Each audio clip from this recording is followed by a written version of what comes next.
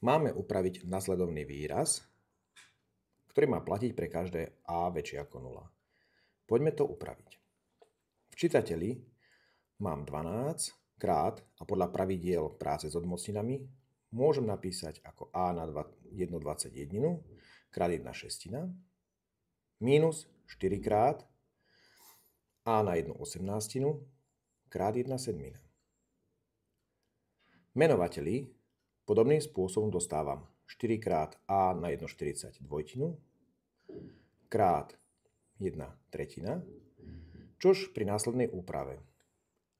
V čítateli si môžem vybrať predzátvorku číslo 4 a v zátvorke zostáva 3 krát a na 1/21 krát 1/6 minus a na 1/18 krát 1/7 a v menovateli mám 4 krát a na 1/126.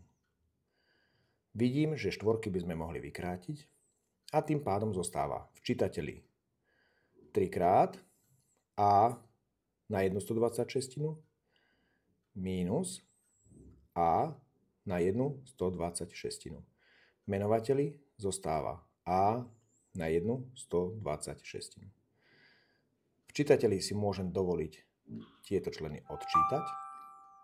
Ostáva 2 krát a na 1/126 lomeno a na 1/126.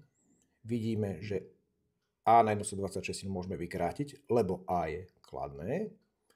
A tým pádom mi zostáva výsledok 2. Úloha vyriešená.